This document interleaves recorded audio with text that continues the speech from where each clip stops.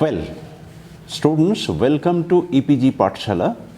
I am Dr. Krishnendu Ray, teaching in the Department of Ancient Indian History and Culture, University of Calcutta. Today, we have assembled here to learn how economy or economic sector was totally controlled by the state. It's an unprecedented event in early Indian history when we see that all the economic activities of the people were totally controlled by the state authorities. Now, how this was possible, let us see through our sources. First of all, 600 BC to 325 BCE. This period is very, very important in almost every respect, economically, particularly agricultural production. Due to natural rainfall and river waters, land was very, very fertile, and all these factors facilitated the task of production, particularly agricultural production. First of all, this agricultural production or goods were used by the people. First of all, how we come to know about all these things? We have both archaeological as well as literary sources. First of all, archaeological sources or excavation reports tell us that there was agricultural activity, and in that connection, agricultural implements like iron hoe, iron plow, spade, etc., all these things were used because we have all these things from the earth, from under the earth. So we have concluded that these tools might have been used by the people in connection with their agricultural production. After that, we have later Vedic sources, particularly textual sources, from where we have some important information relating to the production of agriculture. So these two types of sources information, if we put together, then we have very good impression about how people had developed their agricultural activities, particularly rice, etc. Besides these, we have another category of people who produced various types of materials which people had used in their daily lives. First of all, in this connection also we have very good sources, Binoy Pitaka, Mojjhimonika, these are Pali sources, and also Sanskrit sources we have. So in this connection, these sources tell us many things about the production of artisanal productions, particularly Dantokaro, that is ivory worker, and these artisans also organized themselves in order to defend their professional activities, and in that connection we have references to Pugo, Shangho, Seni, Gono, etc. And another sort of evidence we have, that is northern black polished ware. This is very, very important ware because these wares were produced by a group of people and used also by common people, because even today also you see that there are many things which the common people use, not all the people, because common people are many and for them they produced all these things. These were materially produced by the artisanals. So these things, with these things, people developed their working relations. We have agricultural and artisanal developments we have seen. In this connection, we have seen another major development, that is trade and commerce under the supervision, or rather under the with the help of the Sethi or Sharthabaho, that is businessmen, traders. They might have carried on maritime trade also, because we have two references, Samudra Banijya and Samudrikayo. These references we have, but on the basis of these references, we cannot claim that they certainly carried on maritime trade. Might have, but still they carried on overland trade, and trading activities were carried on in connection with the common people, in association with the common people, because people also needed many things, and those things could be reached them through the channels of trade and commerce. All these economic activities, agrarian and non-agrarian, together produced a scenario, that is how people had developed particular space, geographical space, or transformed a particular geographical space into a urban space, urban place, urban area, because urban area or urban center or urban space, whatever you call, is lived by a certain particular group of people. For example, rich people, rulers, and the ruled, and particularly those people who provide their residences at that place. So highly specialized groups of people, or particular groups of people live there in order to fulfill their purposes, social, economic, and other purposes. So this is how they produced urban centers, and in this connection we also find another thing, that is Mahajanapada. Mahajanapadas is very, very important development in this period, that is 600 to 325 BCE. Mahajanapada is the development of a Janapada when it conquered another Janapada, resulted into the creation of a Mahajanapada, larger Janapada.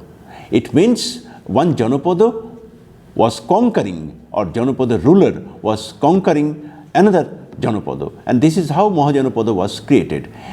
It means there were activities towards conquest of land, and this conquest was carried on by the king who created Mahajanapadas. And in this connection we have well-known Mahajanapada, that is Magadha, which emerged as an empire ultimately. So this is how the development went on, social, economic. All these factors together paved the way to the rise of the empire, that is the Mauryan Empire. And in that connection, Mauryan Empire, we have already seen that there were too much resources, and there were people who produced many things, many different kinds of things. All these resources could be tapped, and in that connection, that is the ruler, that is Mauryan ruler, necessitated, next slide, Mauryan ruler necessitated the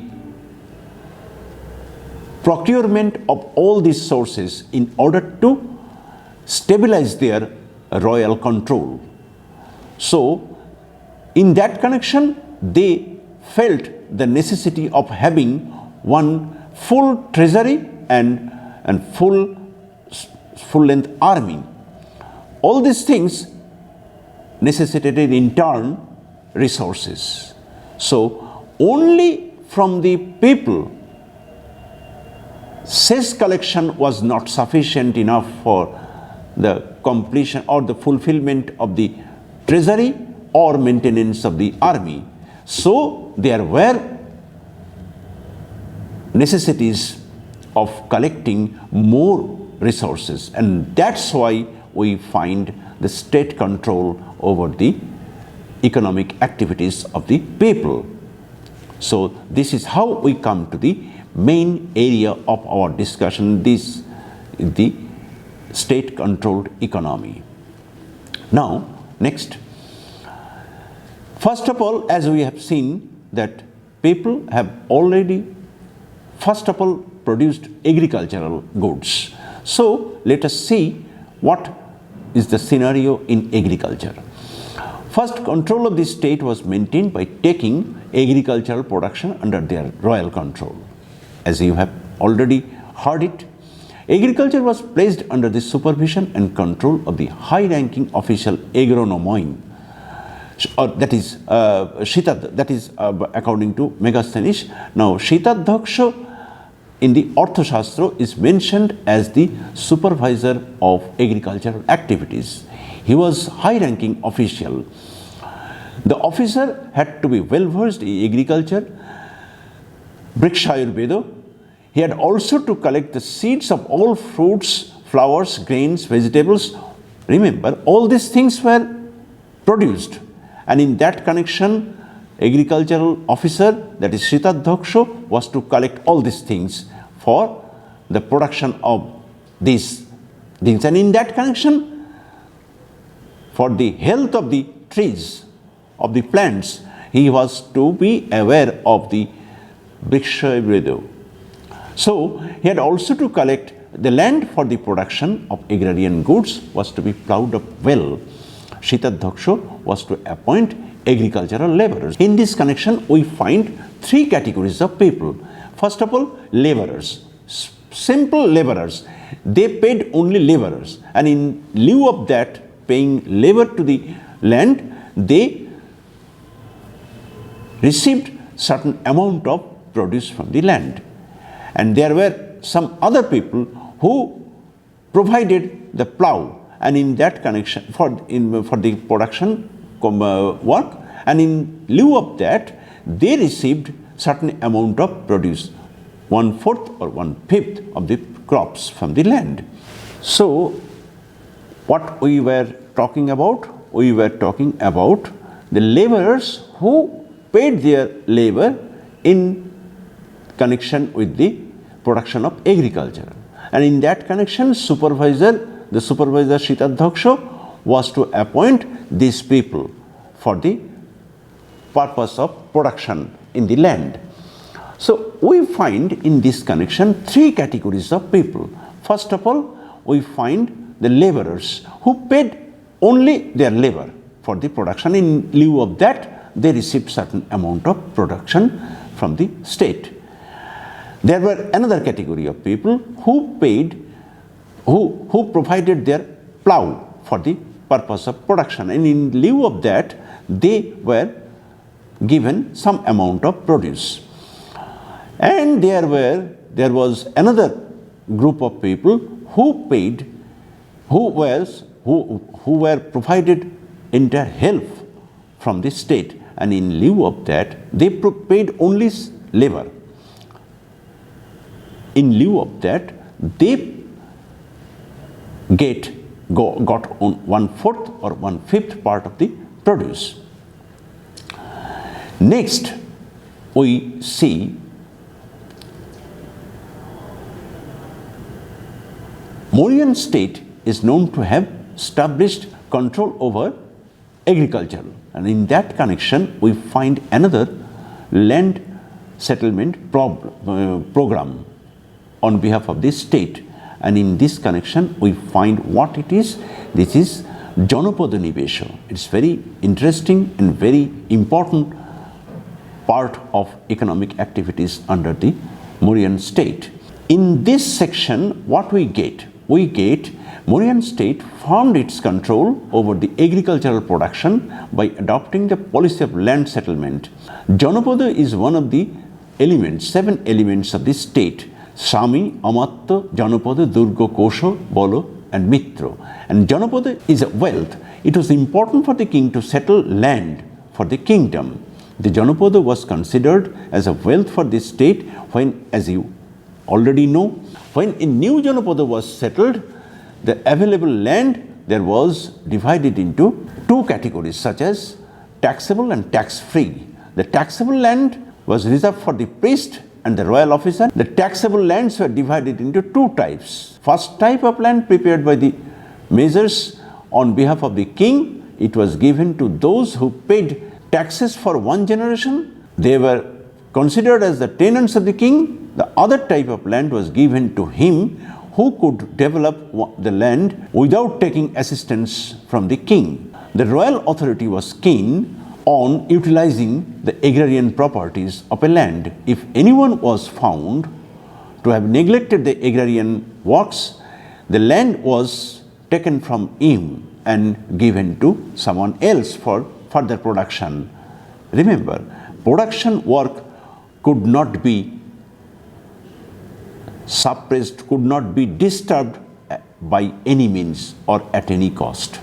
In the beginning of the land settlement, the king usually supplied cash and cattle, seeds for the development of agriculture. The king was also to take care of the fact that the land would not be settled without the entertainer. With the entertainer, that is, they included the dancer, singer, entertaining place like a garden. These elements would cause hindrance to the work of the development of the land under settlement. Remember one thing, these people cannot produce things in the land, so they should be kept away from the production land so that the work of production is not disturbed. Very scientific. The development of agricultural production of the land would strengthen the base of the state. The king was enjoined to maintain the old Janapadas also. He was also to settle new Janapadas for the kingdom. Very simple. Why new Janapadas? Because we have to produce more and more resources for the interest of the kingdom. That's why new Janapadas. That's why more and more production, more and more resources. In this connection, agricultural production is also facilitated by irrigation. So therefore, we may come to irrigation. What we get? The development of agriculture depends on irrigation. Agronomy supervise the work of irrigation. Regular distribution of water for irrigation according to the Greek ambassador Megasthenes. The royal control of the work of irrigation is evidenced by the Junagadh Prashasti of the Khatrapa king Rudradaman I. The large irrigation project Sudarshan Lake at Junagadh in Gujarat was completed under supervision of Pushyagupta, provincial governor of Chandragupta Maurya. And this shows the control of the king over the irrigation works. Royal control over irrigation continued. A few outlets were added to the water reservoir, that is Sudarshan Lake, for irrigation project during the period of the Mauryan king Ashoka. It is also proved by the connection of the state of the water system called Udako Bhago from the cultivator. In this connection, another point is also to be taken care of. The debated question of the ownership of land. Who was the owner of the land? All ownership vested with the king. Is it so? There was private ownership also. Shita land, that is crown land, was definitely under the state control. But there were other types of lands which were controlled by the private individuals. So we have two types of lands, private ownership and royal ownership. And royal ownership included not only Shita land but also other categories of land. That is, Mauryan state control over the land was in practice. Therefore, it became necessary to frame rules to settle the disputes related. That is, if private ownership existed, in that connection disputes might arise. So state was aware of the fact, and in that connection it also framed rules. We have many rules in the Arthashastra relating to the settlement of the land disputes. So Mauryan state control over the economy, agrarian economy, became possible due to the fact that the state owned a huge amount of landed wealth. Apart from the Shita land, the king also enjoyed the right over 7 other types of land. These were fallow land, forested land, newly settled Janapada, mines, mining wealth, irrigation projects, pasture lands, etc. etc.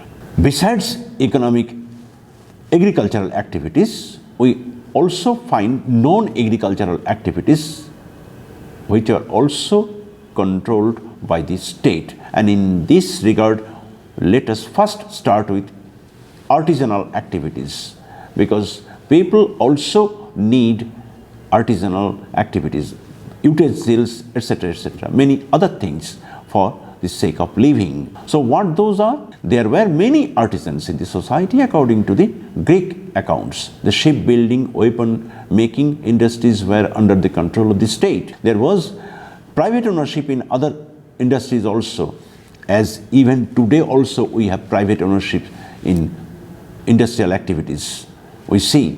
But that too was under the monitoring of the state. Megasthenes mentions the group of royal officers who supervised the works of industrial production. The artisanal activities were necessarily to be controlled by the state, because it was the responsibility of the state to save the people from the fraudulent activities of the artisans. Even today we find artisans to have frauded the people by selling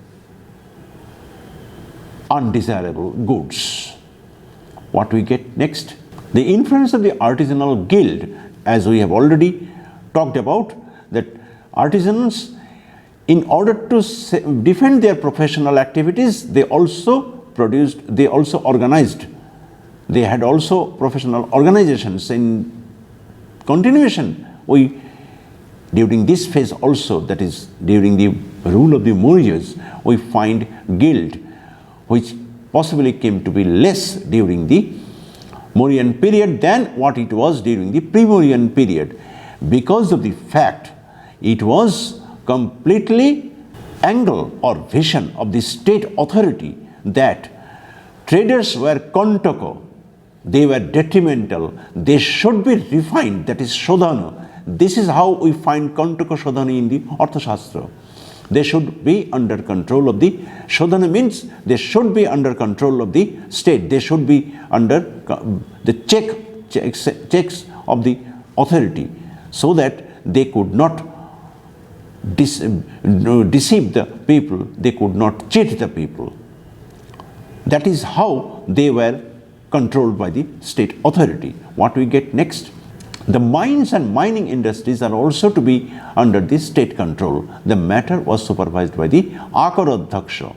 You may in this connection compare this under the Ministry of Industry, as we find in India today, which control mining and etc., etc., industrial activities. So in this case, during the rule of the Mauryas, we find the Akarodhaksha, who controlled only mining operations. He was to be well versed in the affairs of mining and metallurgy. Remember how educated that individual was. Desirable qualifications was. According to Kautilya, the mines constitute the basis of the properties of Kosho, Dando or Bolo of the state. Naturally, the Akarodhaksha should be well aware of taking wealth out of the mines. He was to engage the private enterprise in case of expensive mining. He was also to claim at the same time a certain part of the mineral wealth as payable to the royal treasury. If the private ownership or private individual was allowed to take out of the earth mining wealth, he was to pay to the state certain share, because all land was owned by the state. So nothing could be completely private, nothing could be private or completely individual. So he was to pay certain amount to the state. He was also to diminish the state expenditure on the work of mining. So next, Akarodhaksha was to send the mineral wealth to the state-owned industries or factories. that is Kormanto. And these factories were controlled by the Lohadhaksho, Khannakadhaksho, subordinate to the Akarodhaksho. The products produced in those factories were supplied and sold according to the instruction or directives of the state. There was another high-ranking official, Shutradhaksho. The yarn and liquor industries, Shuradhaksho, industries were controlled by the Shutradhaksha and Shuradhaksha. The industries related to shipbuilding, mining, weapon making, liquor producing, yarn producing, etc. were controlled by the state. The state controlled the less important industrial functions by imposing taxes thereon. Now we find another type of activity, economic activity, is trade and commerce. As we have already known that things could be raised, things could be taken to the people only through the channels of trade and commerce. And that also was under the state authority, that is controlled by the state. The Greek accounts refer to a group of state officials called astynomoi. They watched whether trader fixed the old goods, mixed the old goods with the new ones at the time of selling. Even today also we find the trader to have done this. According to Megasthenes, sales taxes were collected from the traders. The 30-member committee looked after the markets. In order to facilitate the trading exchanges, roads were also arranged and maintained. They were agronomoi who maintained roads or overland routes. The Langman inscription, that is from Afghanistan, refers to a Karopothi, that is royal road. There was a long road from Pataliputra via northwest and it went to West Asia. Next we find the affairs of trade and commerce were looked after by the Pannadhaksha. This officer was essential to be an economist. He was to be well aware of the places of the production of trading goods, the ups and downs in their supply, demand and prices, whether they were brought to the market by land or by water. The Pannadhaksha was to frame policy for trade and commerce for the state. Arthashastra points out that the state would purchase goods. The state would build a storage of those goods in order to check the price rise of the goods. Even today we find the authority government to have stored many products, agricultural or non-agricultural products, and distributed those goods in need. The Mohstan and Shagauda inscriptions also support this, when goods were distributed as relief from the storage of the state to the people. What we get next? The state stored commodities so as to meet this type of situation in need. The Pannadhaksha was also responsible for the sale of the goods produced from the lands and in the factories owned by the state. The officer could engage individual merchants who in turn were bound to sell a certain amount of the royal goods. They were further charged with taxes. The state control over trade and commerce was also exercised by fixing the prices of commodities and profits for the merchant or trader. The profit for the indigenous merchant was fixed at 5%, 10% profit was fixed for the foreign merchant according to Kautilya. Remember one thing here, foreign merchant was given 10% profit. That is, maybe there was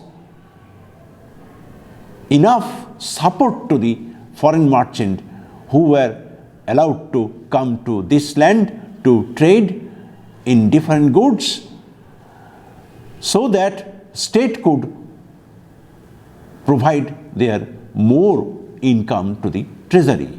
And in comparison to this, we find that the indigenous trader was given 5% profit.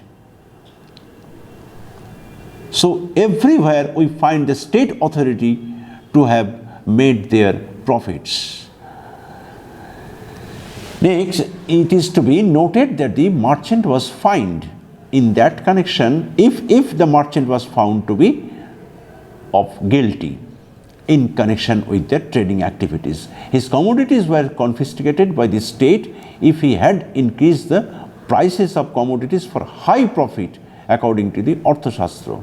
The market price of a commodity was determined on the basis of its production cost, the cost of its carriage from the production center to the market, also the profit of the trader.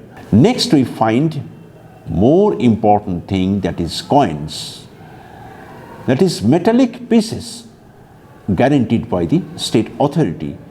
Those were used or in order to facilitate the tasks of economic activities or transactions. The development of trade and commerce was facilitated by the use of coins. The punch-marked coins and cast coins were used. The metal standard, weight and purity of the coins were also regulated, that they were so regulated that there was state control in the use of coins in the market.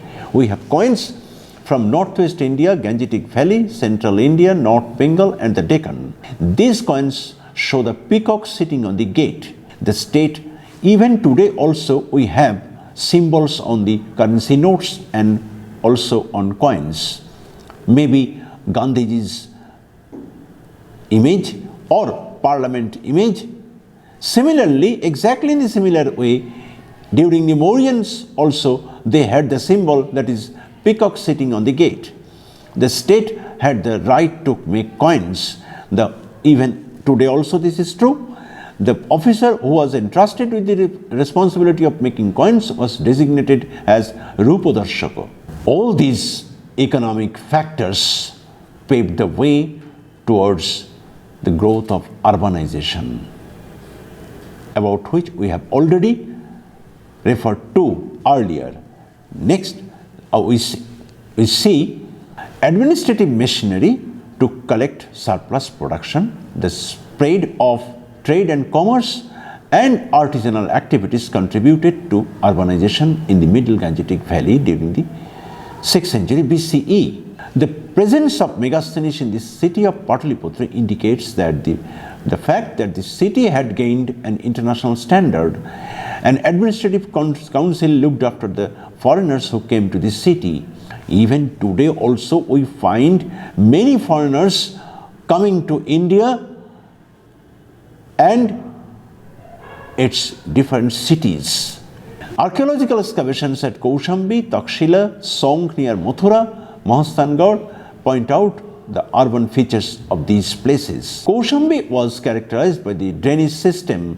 Takshila shows the city was featured with residential houses. The remains of a road have also come to light, about which we have already talked to you. That is Karopati, Royal Road. Mathura has shown the development of bead industry in the 4th century BCE. The plans of residential buildings have also been exposed at Song. Mahabhashya of Patanjali supports the development of urbanization at Mathura. The Mahasthangarh inscription refers to the city of Pundranagar, that is Pundravartan, that is North Bengal, of Pundranagar as well as a well-protected one, that is city. The city has yielded beads, punch-marked coins, iron implements and terracottas of the Mauryan period. How these economic activities were administratively controlled? In that connection, we find the revenue administration, that is, revenues, taxes were collected from not only from the agricultural farmers, but also non-farmers, that is, industrialists or artisans, from whom the state collected its revenues. So those revenues were also administered by the state authority, and in that connection we find revenue administration. So what we see, the administration was so arranged as to successfully collect revenues. As I have told you just now, the Shamaharta and the Sannidhata were concerned with the collection of revenues and the maintenance of its accounts. Shamaharta was to collect revenues from the forts, mines, forest, trade routes, etc. The king was traditionally entitled to get 1/6 part as revenue. This might have been 1/6 or 1/4 during the rule of the Mauryas. The cultivators engaged in the work of production in the Shita land were to pay revenues. Firstly, they used to pay 1/4 or 1/5 part of the produce as revenue. It depended on the assistance of the state extended to the farmer. Secondly, another kind of revenue called Udakobhago was collected from the agrarian sector. It was called water cess. The rate of this water cess depended on how water was for irrigation was taken. If the water for irrigation was taken by a machine from a pond or river, then the cess was fixed at the highest rate at 1/3. The state collected tax called aya from mines according to the Arthashastra. The Bachabhumiko Mahamata, as known from Ashoka's inscriptions, was concerned with the collection of tax from the pasture ground brojo. Taxes, Suko, Vartani kinds of taxes were collected from trade routes. Even today also we find national highways to, when we use national highways, we pay taxes. Even carriages also pay their taxes when they are using national highways. Not always, all roads are under tax, but national highways are under tax, so that those roads are maintained well. During the emergency, even during the emergency situation, taxes were collected. This tax was called pronoyo. During emergency, the cultivator was compelled to produce more. The state enjoyed the right to collect taxes at the rate more than the normal rate of tax. King could impose the emergency taxation once during the period of his reign. It appears that the Mauryan state had an unprecedented control, and I have already told you, control and monitoring over almost all economic activities. The control of and monitoring by the state of all economic activities was aimed, it appears, to augment the power of the state, I have already told you, and not to ensure the happiness of the common people. The Mauryan state was interested in to collect as much resources as possible only for the sake of the interest of the state authority. It was interested to stabilize as much as possible the authority of the state. It is said that the Mauryan state controlled economy was in favor of the common people. It is said, but not in practice. So far as the Arthashastra is concerned, what we get, only the state stabilized its power and authority at the cost of the people. As much as possible, at any how, it was to be made a success. Okay students, thank you very much for the fact that you have visited EPG Pathshala for this particular piece of information. And what we get from this program, particularly on this topic, we get that in the remote past, our ancestors in our land had developed authority and control over economic activities, particularly not only for the stabilization of the authority, but also they took care of the interests of the people at some places, as we have seen in the case of traders' activities.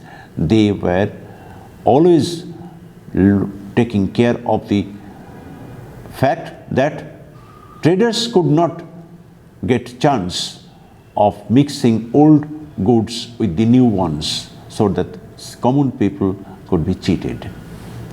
This was definitely in favor of the common people on behalf of the state. So this is how we may remain aware of our past people activities in this particular sector of the economy. Thank you.